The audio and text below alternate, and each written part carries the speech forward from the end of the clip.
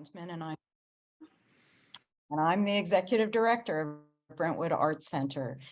I thank you and welcome you to our virtual auditorium for BAC's Conversations on Art series with Meg Linton and guest artist Sandow Birk. I would like to also thank Metro for their support on this program. Now, the last few years have been a challenging time for the world and for BAC as we've transitioned our offerings to a virtual format, which allowed BAC to continue to fulfill its mission of providing high-quality arts educational experiences to students of all ages. Our success is due to our incredible and generous board of directors, leadership council, donors, staff, faculty, and students who support the BAC through thick and through. And I thank our anonymous donor who has made this series possible for the next 12 months. We can only do all that we do because of our generous donors who believe that everyone should have access to the arts and to education. Now, I'm pleased to share with you today that BAC has found a new physical space to call its home. Once complete, the new campus will boast 8 flexible classroom studios, ample parking, and proximity to other arts organizations. We took possession of the space on November 1st, and we expect the build out to be completed in time for a spring 2023 term. So your contributions are more important than ever. We've launched a capital campaign to support the campus build out. Please consider making a contribution today at www.brentwoodart.org/buildbac. Now to the meat of the matter. Our host, Meg Linton, and I met at Otis College of Art and Design, while Meg was the director of exhibitions for the Ben Maltz Gallery, and I was the dean of continuing education. Our divisions collaborated on many public programs, and we are thrilled to bring Meg's love and respect for the artists to BAC. Meg has been visiting artist studios for over 20 years in her various roles as a director and curator of contemporary art spaces in the Central and Southern California region. Currently, Meg is lead producer on a documentary film about performance art in Los Angeles in the 1970s and 80s called Acting Like Women, directed by Sherry Galkey. She is also working on an exhibition about the life and work of artist Keith Julius Puccinelli. Meg's writing a novel, and of course, conversing with Sandow Birk for the BAC this afternoon. Welcome, Meg. Thank you, Amy. It's a pleasure to be here. I want to continue Amy's pitch for a second and encourage you all to give to the BAC's New Digs campaign. It's a beautiful building, and I have proudly contributed. And I also found out that one of our audience members, Sherry Galkey, gave a gift in my honor because of this program. So big thank you to her. And also just to say, if you love a BAC faculty member, please consider giving to the campaign. It really is going to make a huge difference to the organization and to the community and everyone who attends programs. So welcome to Conversations on Art and our virtual studio visit with Sandow Birk. And thank you for sharing this beautiful Thursday with us. Normally our program is on the first Fridays of the month, but this fall I had some unexpected scheduling challenges. So I appreciate you sticking with us and joining us during this busy holiday season. I also want to say how much I appreciate our audience. We have people in the room from near and far, around the corner and across the seas. If you want to share, please use the chat feature and tell us what city you're zooming in from. And before we start, we have a little housekeeping. A big thank you to the Brentwood Art Center and our anonymous donor, and also to our behind the scenes team, Kathleen, Sarah, Jordan, Jason, Edlin, and there's a slew of amazing people who work for the BAC that help out. And we are recording today's presentation. So I know we've already asked, but if you could please mute your audio and please turn off your video, that really helps with the production. During the conversation, if you have any questions, please type them into the chat box and I'll either work them into the discussion as we go or I'll ask them at the end. In the chat box, you'll also see that we've put some information about Sandow. There are some links to websites, articles, things like that. and instructions on how to download the chat so you can take that information and peruse it on your own time. Before I introduce our guests, I want to hand the Zoom over to Claire Haggerty from LA Metro, who is the Senior Manager for Transportation Planning, Arts, and Community Enrichment. And I want to thank Metro for partnering with us on this program because she is actually working on a project with Sandow. So Claire, if you're out there. Hi, thanks, Meg. Yeah. I'm Claire Haggerty. Yes, as Meg said, I'm a senior manager with Metro Art, and I have the pleasure of working with Sandow right now on this project that he is creating for the Westwood VA Hospital Station for the concourse of the future station. Sandow is actually one of 26 artists and artist teams who have been selected to create site-specific integrated artworks for the West Side Purple D-Line Extension project. Metro is building 7 new stations, underground rail stations. We're going to extend the Purple D-Line. We're moving to line letters too because we're expanding it so much at the moment. So right now that line terminates in Koreatown, but these new stations are going to extend the line through Miracle Mile, past all the museums, into Beverly Hills, through Century City, and then into Westwood. So super exciting. The entire alignment is expected to be open in time for the 2028 Olympics. So look forward to that. And then Metro Art enhances the customer experience with innovative, award-winning visual and performing arts, and encourages ridership in people, sites, and neighborhoods throughout Los Angeles County. Thank you so much for having us, and take it away, Meg and Sandow. Great. Thank you, Claire. So I'm just going to do a brief introduction. Our guest today has traveled, surfed, and exhibited all over the world. He has numerous publications, reviews, and has received critical and sometimes controversial acclaim for his beautiful and provocative work. While I was the director of the Santa Barbara Contemporary Arts Forum in the early 2000s, I had the good fortune of working with Sandow on a solo show and publication called Incarcerated: Visions of California in the 21st Century. It featured work from his Prison Nation series. In the process of organizing the show, I realized Sandow gives us the opportunity to see what we normally don't see, what we may even intentionally ignore or have become blind to. He gives us an opportunity to be inspired, to learn more, and have an expanded understanding of the society we live in and help to create. So today we're going to talk about his public art projects and murals. So welcome, Sandow. Hi, thanks for having me. Yeah, I've known you for a long time. Yeah. So, and we met through Greg Escalante, who's a dear friend who just want to give a shout out to him since he's no longer with us, but his reach continues to inspire all of us. So, yes. Yeah. So we wanted to start off with some of your influences. Yeah. Yeah, we're going to talk about the public artworks I've done, and the big influences for the public murals I've done have come from travels in Latin America and in Europe. In the 90s, I spent 3 months in Mexico City on a NEA grant specifically to study murals, and that was really amazing. And I was really impressed by the blue tile traditions that Mexico took from Spain, which took from Morocco. And so that was one big influence, spending time in Mexico City. And then just on my own, I've spent a lot of time in Lisbon, probably 6 months or so, and many trips. And Lisbon is famous for its blue tile murals. So those were all big influences. So can you tell us where this one is that we're looking at?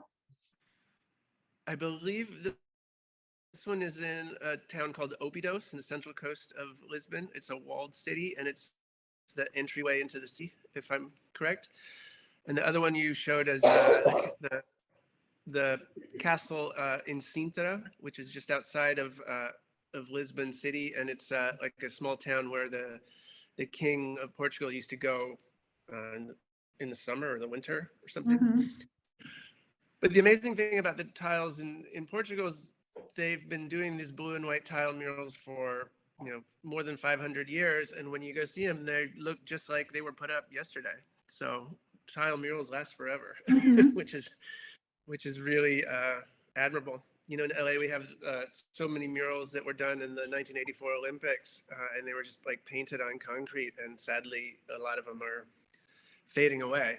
So they should have been done in tiles, I guess. Yeah, and then also, is it possible, just to talk about the sustainability of the material, is it possible, like if one gets chipped or something like that, you can just recreate that little part and pop it right back in, right? Yeah, that's true. Or If rest- you later on, I have images that shows how we work making them, and it's true. Since they're done in small parts, yeah, if one tile breaks, it can be fixed. Yeah. Do you know where this one is?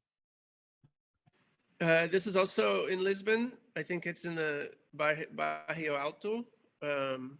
I'm not sure what event it's portraying, but the purpose of including it was that all around Lisbon, they have these historical scenes of, you know, moments in the country's history, the 1,000-year history of Portugal. And so when I started doing tile murals here in California, I was sort of riffing on that tradition of depicting historical moments. So you're also influenced by the content of the murals, the tile murals. Yeah, You know, in terms yeah. of compositions or, you know, kind of narrative storytelling and about documenting specific events. For sure. And yeah, I think Portugal is the oldest country in Europe that has had the same borders for like more than 1,000 years. And then you come back to California, and when I very first got the opportunity to do a public project here in Long Beach, I sort of was thinking about the difference of Portugal and California. And, you know, obviously California is relatively new. You know, our history is only like 150 years old, going back to the gold rush. And then obviously there's people here before then, but, you know, we have nothing of the recorded history that they have in Portugal or even Mexico. Mm-hmm. So I thought it was fun to play on that idea and sort of make fun of California as being a new place. This is in Mexico City. This is the building that's called the Casa de Azulejos. Azulejos is the Portuguese word for the blue tiles tradition. And this is, I think it used to be a residence, but now it's actually a Sanborn's restaurant in the lobby. So, which is, Sanborn's is sort of the Denny's of Mexico. Let's see if I can get the slide. Oh, there we go. Oh, wait. So this is the Long Beach mural, the discovery of the city of Long Beach. Yeah, this was the first public project I ever did. It came up, it was a competition to design a mural, 2 murals here in downtown Long Beach. And so having just returned from a trip to Portugal, I came up with this image called the discovery of the city of Long Beach. And you see it's sort of contemporary people riding over a hill carrying, you know, rifles and surfboards and skateboards and computers and all kinds of things. And they're sort of discovering the city of Long Beach as it is today. With it, you can see the buildings in the distance. So it was like taking the traditional historical scene painting tradition of murals and making fun about how California is relatively a new place. And so, and you collaborate with somebody on this. I do. I collaborated with Elise Pignolet, who's now my wife. She is a ceramic artist, and almost all the mural projects I've done so far, I've collaborated on with her. And we also worked with another artist on this named Thomas Barter, who had experience in doing tile murals and sort of taught us. Mm-hmm. And just So, for our audience members, Elise spoke with us a couple of months ago. yeah. Yeah, about her work. So the family connection. Yeah. So for this particular project, Elise actually handmade every single tile out of clay, and we fired them and painted them and then fired them again. And this is what it looks like. It's up now in a shopping area, and it's 16 feet tall, and it's been up for 20 years, and it's still sparkly new when you walk past it. That's great. And nobody's tried to tag it or anything? It's up pretty high. I think the next picture, does it show? It's Oh, above there you a go. So you elevator. can't get up there. I'm sure some graffiti guy could, but they haven't yet. Good. And And this is, kind of imagery started for you though a little early with the Smog and Thunder project, right? yeah, Looking at like historical tropes and yeah, that's a good Yeah. word. Historical tropes. It's sort of, I guess it came from the idea of, I mostly see myself as a painter, and I've always sort of wondered what role painting has in the 21st century. And so it used to be that painting was a way to record history. And so I'm trying to see if that's still possible.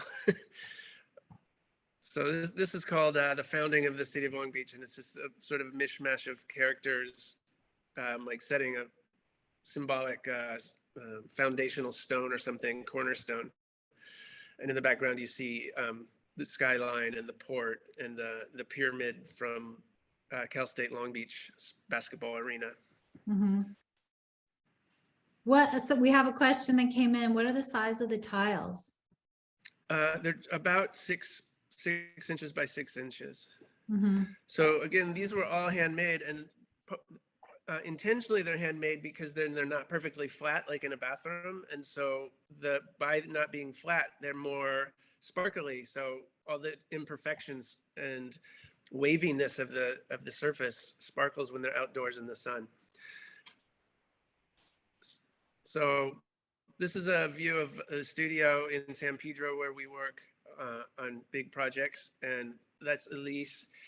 And what we did is we built this plywood wall here, and it's slightly tilted, so it's leaning back against the real wall. And maybe if you go to the next picture. Yeah. Keep switching on me. There we go. Yeah, so what we've done is we've got the corner beads from the hardware store, the corner beads for drywall. You put on the edge of a wall, and they're these thin little aluminum strips with a little L edge to them, and by screwing those into the plywood, it makes a little shelf that's perfect to put tiles on. And maybe the next picture shows tiles on it. Yeah, so we put up a bunch of white tiles, and then we can paint on the whole surface, and then take them down and fire them. Those are test colors. Since we did the first one, we've found a place here in LA that sells tiles, imported Mexican handmade tiles. So we skipped the part where we actually make the tiles ourselves. It saves a lot of Probably time. saves a lot of time. But they're still handmade, and they come in white like that, and we put them up and draw. We can draw with pencils and then paint with underglaze. So we paint it, on the left is what it looks like when we paint it, and then we take it down off the wall and we cover it with clear glaze and fire it in the kiln, and it comes out all brilliant and shiny like on the right. How many So how many tiles can you fire at a time in your kiln? Because we saw a picture, it's over in the left corner. Yeah, and right in the very left corner, you can see on the ground these little shelves. So we slide the tiles in there, and we can fit about 80 into one firing. Nice. Yeah. And so the City of Long Beach mural, how many tiles was that in that one square image? Is that like 90? Oh, I don't know. I guess 6 by 6. No, like 32 in each row times 32. So 700 or something. Oh, wow. Okay. That helps with 90. the kind of understanding the size and the scale. Yeah. So in this picture, this is a project that Elise, a commission that she won from LA Cultural Affairs, I think, to do a giant mural outside of Gaffey swimming pool, public swimming pool. And so that's what we're working on there. And why are the tiles purple? The purple is the glaze, the clear, it's clear. We paint it on and it's purple. And then I think they make it purple on purpose so that you can see how well it's covered. And then when you fire it, it basically like melts and turns into glass or that shiny surface. Oh, nice. And becomes Okay. transparent. This is a view of a mural we did in San Francisco, and you can see how the really bright section is finished and came out of the kiln. That's about how much we can fire in one go. And then the tiles around it are still being painted. So you can see how it goes from this really chalky color to really vibrant. dramatic darks and lights. Yeah. It's hard to do because when you're painting it, it all looks the same. So you kind of have to count like how many coats of paint you put on something. This is a mural in the studio that we did for a private residence bathroom in Northern California. It's in a logging town, and so it's a scene of people on a lunch break on a logging team.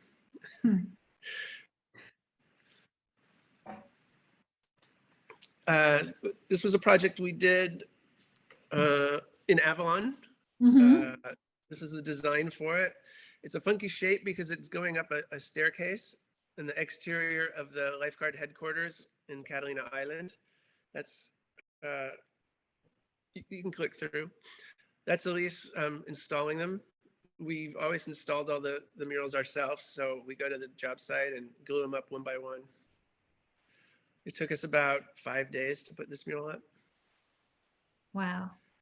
And then what's the caulking that you use in between? Is that just more cement, or is it?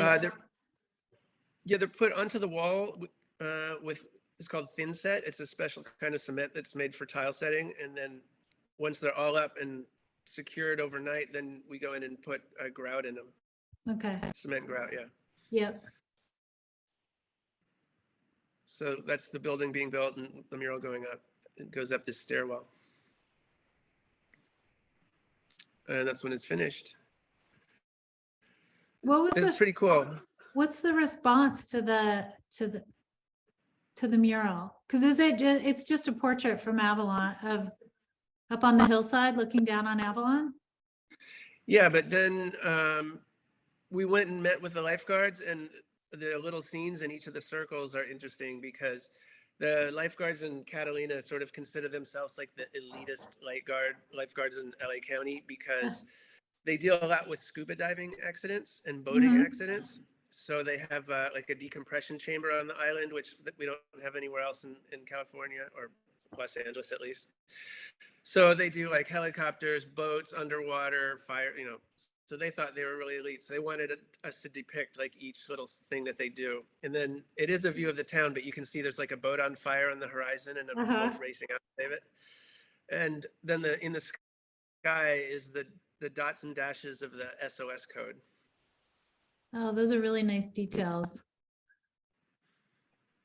And so are you were obviously in conversation with the lifeguard. Did you go spend a day with them, or? Oh yeah, we spent a couple of days with them. And then when we were putting it up, we spent a whole week with them, and it was really fun. They took us out in the boats and everything. Oh, that's great. So they felt like they were heard too in the process. Yeah, we always talk to people in the community, yeah. This was another project we did for Metro many years ago on the Orange Line out in the valley in the town of Tarzana. And it was a different kind of project because the stations were all being designed by one artist, and then they brought in different artists to do the flooring for each station. And so since the town of Tarzana, where the station stop is built on Edgar Rice Burroughs's old ranch, who is the author of the Tarzan books, we thought it would be cool to tie that into an African style motif into the station, so that so when, for commuters, I went to college in Paris, and I used to take the train to school every morning. And I know, like, when you commute, you sort of start reading a magazine or something, and then it's really nice to, when you pull into a station, if you look up and immediately see something to know what station it is.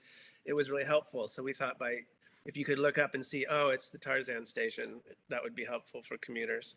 Yeah. And then we got in touch with Edgar Rice Burroughs' estate, and we got permission to reproduce the entire text of Tarzan of the Apes story, which is there on that board in the foreground.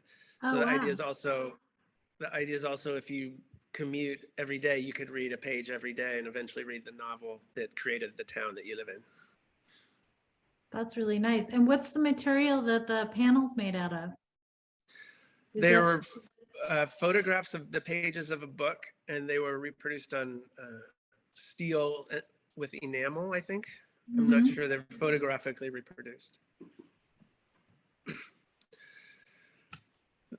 This was a, yeah, Go ahead.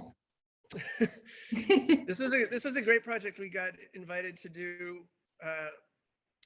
They built a theater in San Francisco that was only for jazz, and they claim it's the only specific jazz theater in the United States.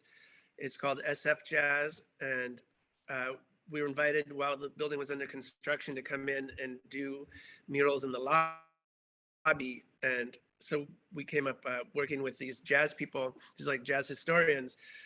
The idea was to show like the history of the jazz in the United States, but rather than just like faces of people playing instruments and, you know, the famous jazz people, we decided to show like the venues where jazz happened, the theaters where people played.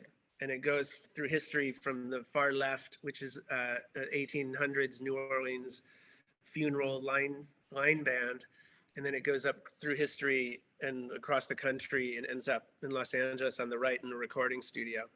Nice. And in the middle, you see like Kansas City, St. Louis, and Chicago, and New York, and New Orleans. But it was a way to sort of avoid the discussion of who is the Hall of Fame. If you just depict people's faces, there's always going to be the argument of who gets in, who doesn't get in. So by just depicting the venues, we sort of skipped over that problem. Yeah. So it's two walls in the lobby, and one shows the history of jazz in the United States, this one here. And it's full of all kinds of really interesting details. Like, for example, in the yellow taxi right below it, there's a newspaper on the ground that talks about Emmett Till being killed. So there's little political things in there. And then the other wall in the lobby tells the history of jazz in San Francisco itself. Again, through clubs that used to exist in the early 1900s up until now. What were some of your challenges trying to consolidate and draw the landscape? I mean, with the cityscape. Do you have any? I mean, in terms of trying to, you know, get all the buildings together and in the right scale and.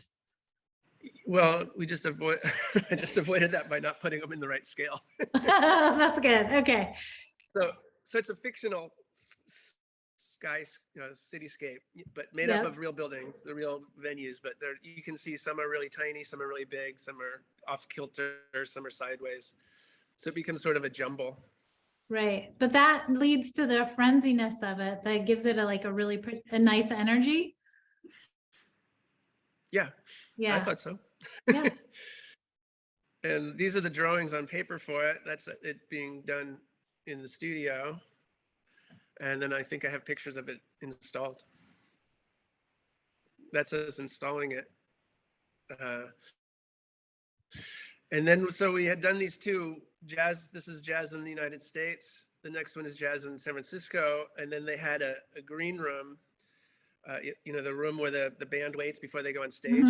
And we pitched them on doing another mural, and this is the design for it. And they liked it so much they gave us permission to do it. So this one's called Jazz in the Afterlife. And it's sort of a narrative. On the far left, you see like a line of people waiting to get in a club, and there's a bouncer sitting on a stool.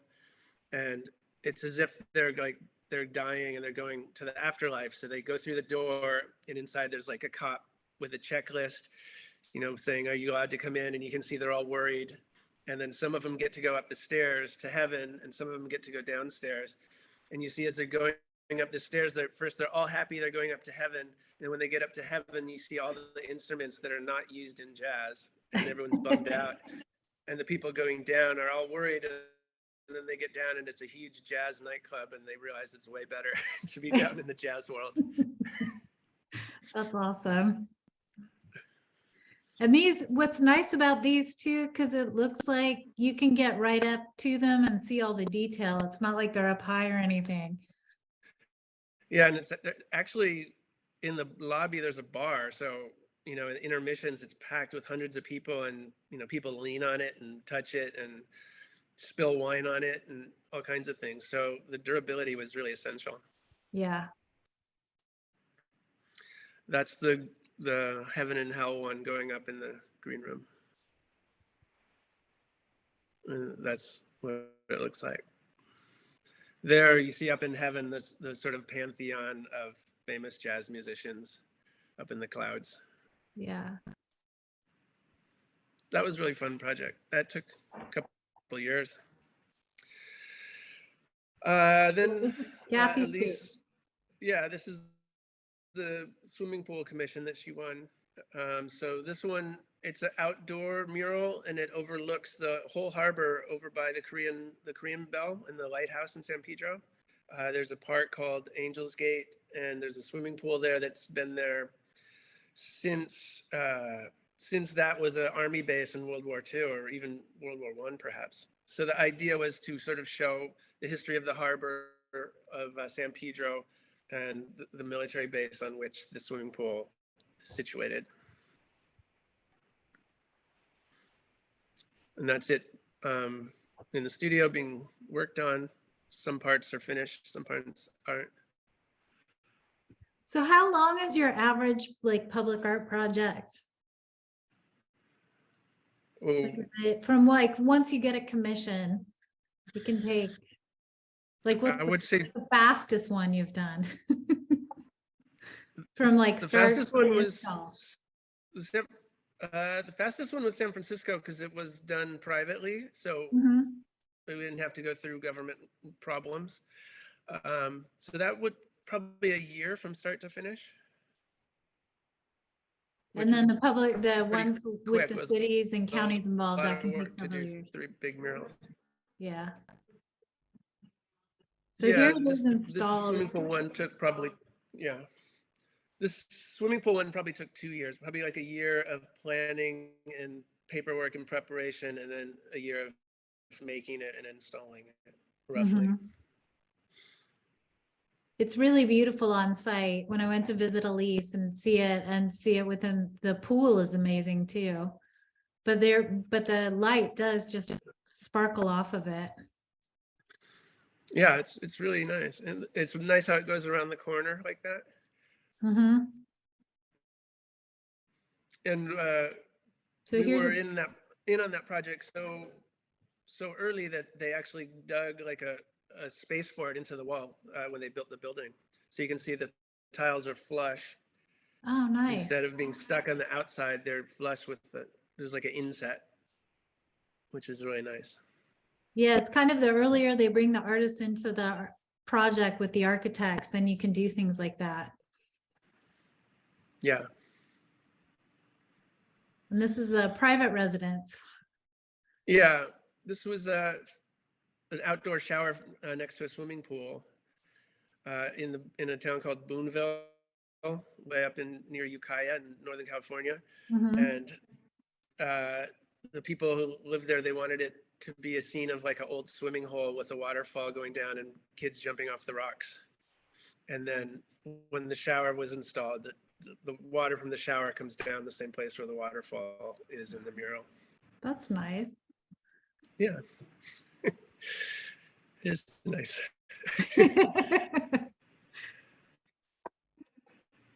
One thing I can say about doing these murals is there's always the problem when someone calls you from Northern California and they say, oh, come do this mural, and you say, well, how big is the wall? And they tell you, there's always that little doubt of, did they really measure the wall correctly? So one thing we do is we always make the mural like one set of tiles larger than the wall, and then when we get there we can cut it down or add to it in case you don't trust your contractor. Yeah. That's a good tip for people doing murals. So And this is the current project that's in the works, yeah. right? Okay. It's just in the early stages. As Claire said, it's set to be done by the time the Olympics come around in 2028. So it's still a 6-year long project going forward. But this is an architectural rendering of the above ground part of the underground train station, which will be at Wilshire Boulevard, where the VA hospital is. And your mural will be in the underground part? Yeah, it'll The be train underground. Yeah.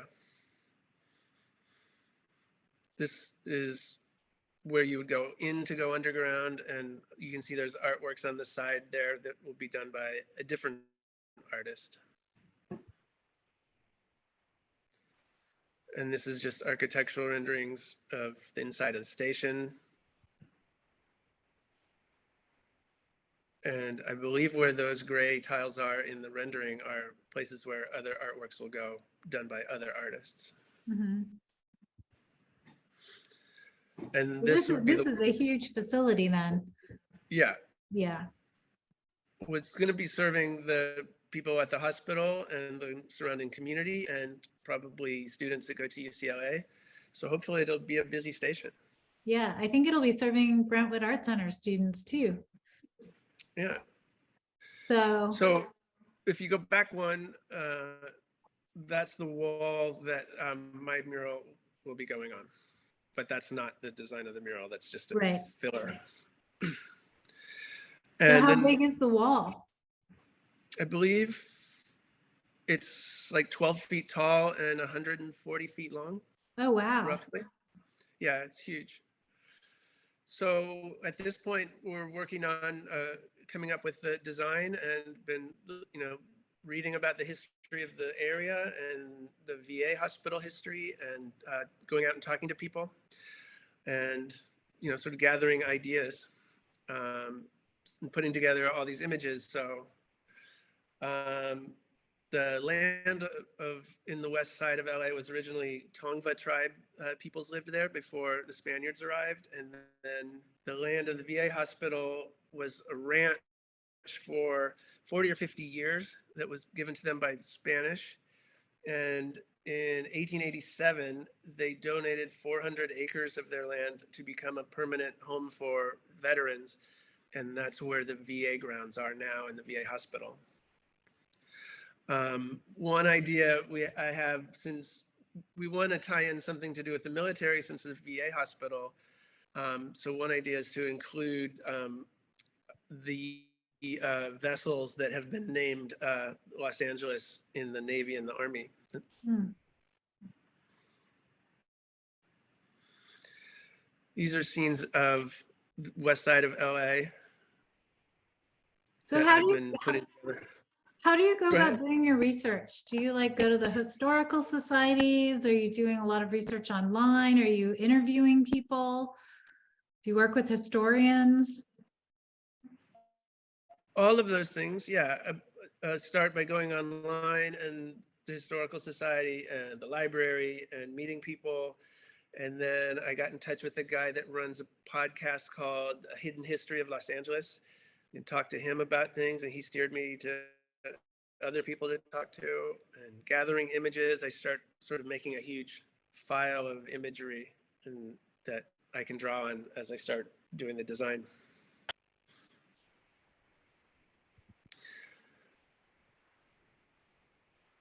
You can see, there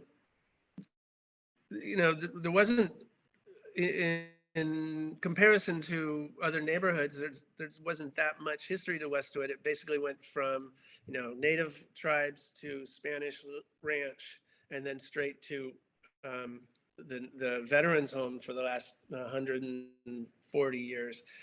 And similarly, the neighborhood of Westwood was bought from a ranch, a family that owned a huge ranch that is in now what was West LA. And they bought it, 3,000 acres in 1919 with the idea of developing it into a residential neighborhood that would be centered around a pre-planned shopping district, which is what Westwood Village is. So they planned the whole neighborhood of Westwood Village. I think it was the second planned shopping area in the United States, and the first one was in Kansas City, and Westwood was the second. But you can see the early days of the West Side was pretty rural and agricultural. Yeah. These are actual pictures of West Los Angeles.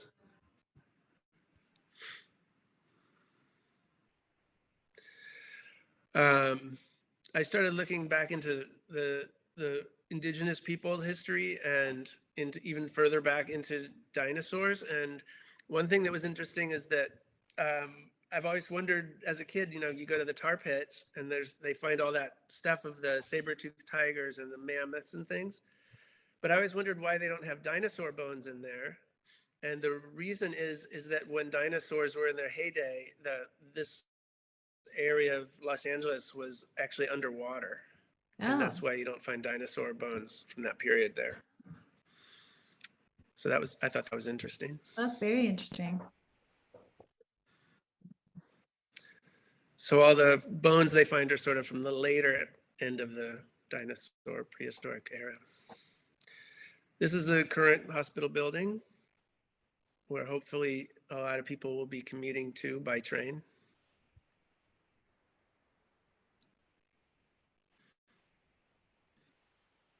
So for your mural, are you covering, so are you going to cover a lot of time periods then with the imagery?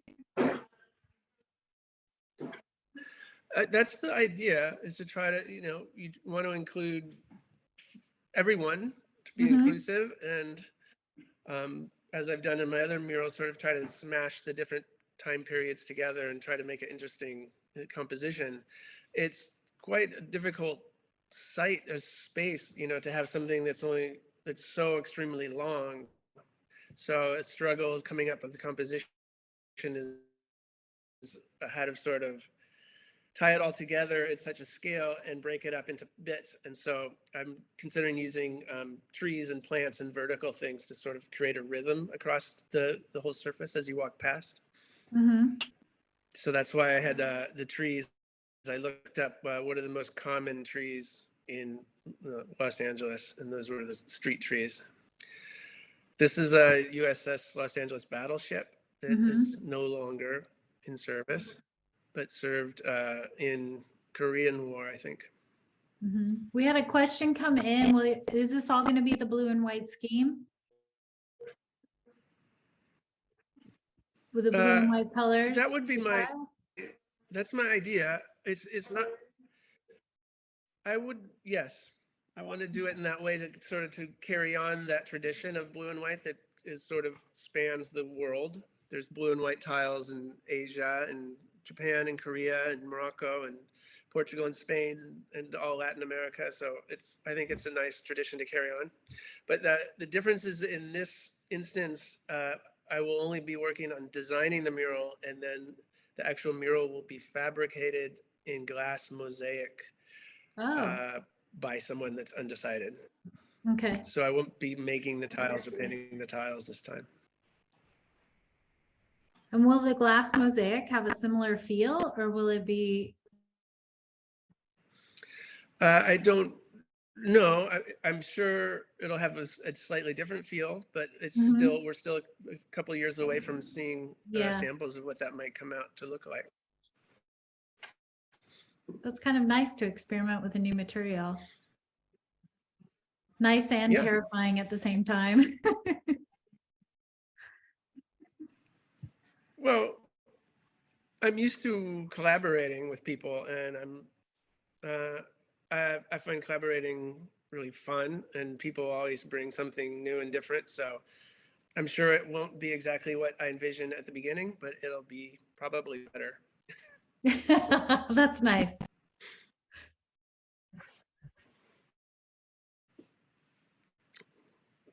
So we've just got more imagery that you're going to hope, you don't know yet if you'll be incorporating, and then it's nice that it's so close to the hammer. Yeah. It's great. Yeah. There will be another station nearer the Hammer, I believe, at Westwood Boulevard. So the station I'm working on will be the last one planned, and the Westwood Boulevard will be the one second to the last. So does anybody have any questions? I think we've kind of come to the end because this is what you're currently working on. Do you have any other projects non-mural related? Do you have any exhibitions or publications coming out? Well, I just had a big show in San Francisco in October. So I was working for about 1.5 years on a series of paintings that were shown there. And so that's what I was working on. Right now, I'm actually just starting to do a project for Melbourne, Australia, about the Australian version of the Stonewall Pride Parade. So that's kind of interesting. Years ago, I did a project about the Stonewall riots in 1969, which set off the gay rights movement. And because of that, I was contacted by a group in Australia because they had a similar event in 1978 where they had a parade that was raided by the police and everyone got beaten up and sort of kicked off Australian gay rights. So I'm working with them. Where will that project be in Australia? Is it one of the museums or? Oh, it's not really decided yet. I'm just working with the group at the early stages. They asked if I was interested. So I've been reading about that, and I'm watching videos. It's really fascinating. And I've been to Australia a couple of times, so I know the neighborhood and where it happened and things. Yeah. We did have a question come in. It's from Holly Tempo, who used to teach at Otis and is now living in Portugal. And she says, she's familiar with the blue and white tiles. And have you ever thought about doing a tile or a tile mural in Portugal? I have. I spent a lot of time in Portugal. I first went there. I went to college in Paris for a year, and I used to take the train to Portugal and go surfing on break, like Thanksgiving break and stuff. And then I started going back. I lived in Brazil for 4 years, so I speak Portuguese. And so it's easy for me to go to Portugal, and I have lots of friends that live there and a lot of friends in the surfing community. And at one point, I did a magazine story about surfing in Lisbon, and the guys I know in Lisbon wanted me to do it as a tile mural on the boardwalk in Cascais, in a neighborhood in Lisbon. And I said I would love to do that, but then sort of fizzles. Yeah, there's always lots of good ideas that kind of don't stick. Yeah, I was looking around for like a residency or some way to get over there for. Go ahead. Oh, no, good. I'm not sure what that sound was.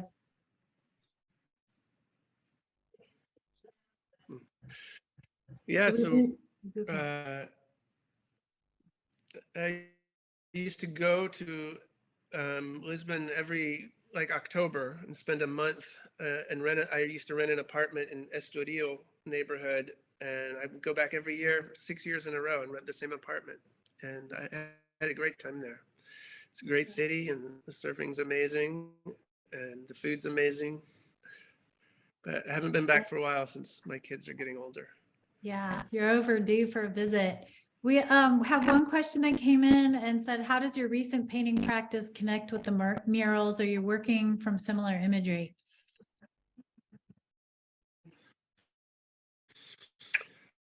The last painting show I did was 10 new paintings, and they were a completely different idea. The idea was based on the January 6th riots in the Capitol, and I had been to the U.S. Capitol, and when I was watching the riots sort of unfold, it struck me that the Capitol Rotunda, that round room in the center of the Capitol, and that room has 8 historical paintings of the formation of the United States. And all those paintings depict white men conquering something or other, or somebody else or something. And I thought that those paintings are outdated and we needed better paintings than those in our US Capitol. So my show was repainting the 8 paintings that go around the rotunda and then imagining that they would have been there instead. And they were showing different scenes of American history that I selected myself. Mhm. Where was this show? So it was at Catharine Clark Gallery in San Francisco, in Potrero Hill neighborhood. Yeah, and then you have a show coming up with Koplin Del Rio, right, in January? Not this January. No, I don't. Oh. Maybe the following January. Oh, I guess there's a couple works that are going to be on display at the gallery in January. That's what Elena said in her text. Yeah, so does anybody Okay. else? Yeah, so you're kind of all over the place. It's great. But we've kind of come to the end of our talk and our time. So Sandow, thank you so much for being here with us. Sure. Yeah, and we look forward to seeing the mural in 2028 for the Olympics. But hopefully Yeah. we'll see some other things come up soon. So Obrigada. yeah, thank you, Sandow. Everybody have a great holiday, and we'll see you hopefully next year for Well, thanks for having another. me. It's interesting. Yeah, yeah. Thank you so much. Okay, take care, everybody. Bye, everyone. Hey, fantastic talk. Good to see you both. Thank you. Yeah, thanks, Holly.